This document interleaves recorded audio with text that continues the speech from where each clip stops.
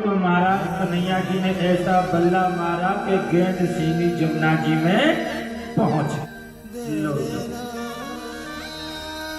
पानी में चले गए बीच जमुना जी में।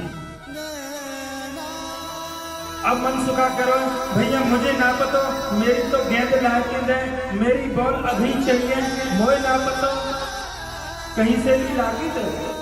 कन्हैया ने कही चौड़े लाला, जब वो जमुना जी में चले गई पानी में, तो मैं पानी में से कैसे लेके आऊंगा। लेकिन श्री धामा तो जिद पड़ गया, मैं तो वही है लोगों भैया, वही है लोगों में तो मोए नहीं ना चाहिए, वो तो मेरी गेंद जैसी है ना वही चाहिए। अच्छा भैया देख लाला, मैं सोने की दे दूंगा ना चाहिए, चांदी की दे दूंगा ना चाहिए, अरे भैया हीरे मोती की 2 बॉल दे दूंगा, बड़ी बड़ी माखन दे दूंगा, मुझे नहीं चाहिए, मुझे तो वही बॉल चाहिए।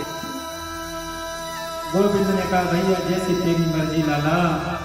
और आज कन्हैया ने क्या किया, अपनी बगल में अपनी बांसुरी को लगाया और कदम के पेड़ पर चढ़ गए। ठीक है भैया, मैं लेके आता हूँ तेरी वही बॉल। अब क्या हुआ, कन्हैया धीरे धीरे पेड़ पर चढ़ते जा रहे हैं। 2-4 ग्वाल बाल के चौड़े लाला, ऐसा मत करवावे, एक छोटी सी बॉल के पीछे तू हमारे लाला की जान ले लेगा, हैं? तुमको पता नहीं इसके अंदर एक विष भरा नाग रहता है, कालिया नाग रहता है। लेकिन महाराज वो तो पूरी जिद पर अड़ गया। कन्हैया ने कहा कोई बात नहीं भैया, मैं तेरी वही बॉल लेके आ रहा हूँ, तू नो टेंशन रहे, बिल्कुल ठीक है, चिंता ना करे। और महाराज कन्हैया जैसे उस पेड़ पर चढ़े तो एकदम जमुना जी में छलांग लगा लो जी, वो तो नीचे चले गए। महाराज दौड़े दौड़े 2-4 ग्वाल मैया के पास में गए, मैया मैया, ओ मैया देख तेरो लाला जमुना जी में गिर गयो, जल्दी चलो। मैया दौड़ी दौड़ी आई, महाराज नंद बाबा आए, ग्वाल बाल आए, बलराम जी भी आ गए। मैया तो जमुना जी में कूदना चाह रही थी, लेकिन नंद बाबा ने पकड़ लिया, नहीं नहीं ऐसा ना करो।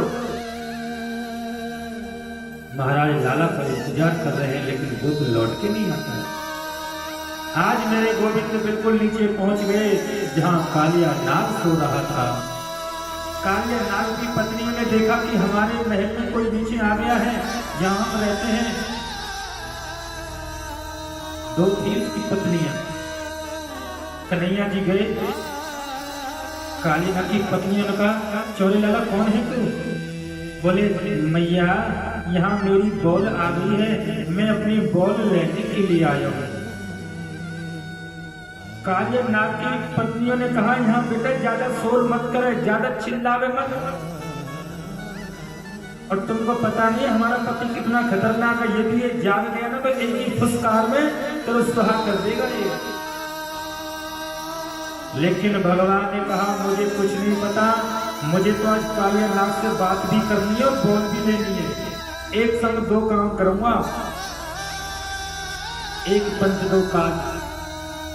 महाराज आपस में बातें चल रही थी गोविंद की और नाग पत्नियों की।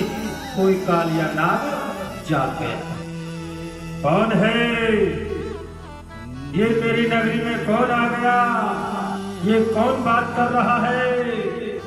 हे महाराज दोनों उसकी पत्नी थर थर कांपने लगी, लाला अब ना तेरी खैर और ना हमारी खैर। महाराज गोविंद ने कहा मैं हूँ, आ जाओ भैया आपसे बात करनी मुझे। कालिया नाग एकदम जागा, महाराज जहर का फुर्राटा मारा, मुंह से आग निकालने लगा। गोविंद को कालिया नाग ने जैसे अपने बाहों में जकड़ लिया। युद्ध प्रारंभ हो गया, बड़ा घनघोर युद्ध हुआ। भगवान ने कालिया नाग को बहुत मारा, नस नस ढीली कर दी उसकी।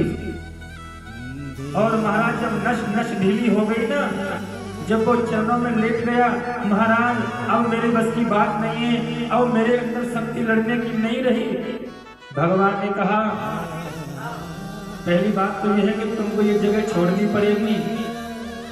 तूने ये पानी इतना वसेला कर रखा है कि पक्षी मर जाते हैं, गाय गलती से पानी पीते गाय मर जाती है, तुझे यहाँ छोड़ करके रमणी द्वार चले जाना होगा। और चल अब तो मुझे ऊपर छोड़ के आ। महाराज गोविंद को अपने 1000 फणों के ऊपर लेकर के आ रहा है, धीरे धीरे धीरे धीरे। और जैसे एकदम जमुना जी के ऊपर लाया तो वो लाला नाग के ऊपर नृत्य कर रहा है, नाच रहा है?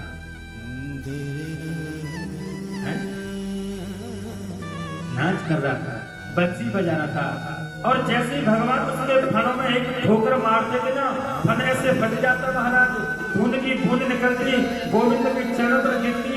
देवता को ऐसा अभाव हो रहा था कि नंदन वट के लाल फूल गोविंद के चरणों में चढ़ा। बोलिए नंद के लाला की जय हो।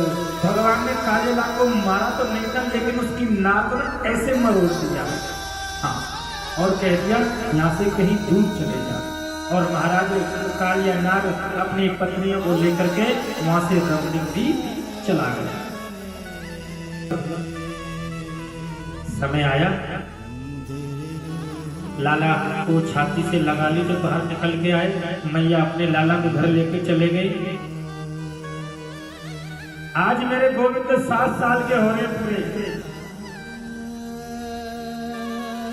एक दिन नंद बाबा और यशोदा मैया और सभी ग्वाल वाल अपने घर में पकवान बना रहे थे। लड्डू, पूरी, कचौड़ी, 56 प्रकार का भोजन बना रहे थे। 36 प्रकार की मिठाई और 56 प्रकार का पकवान। हाँ, कन्हैया ने कहा मैया मैया ये तुम कहा कर रही हैं, ये तुम क्या बना रही हैं? मैं इसमें से थोड़ा सा एक पूरी खा लूं।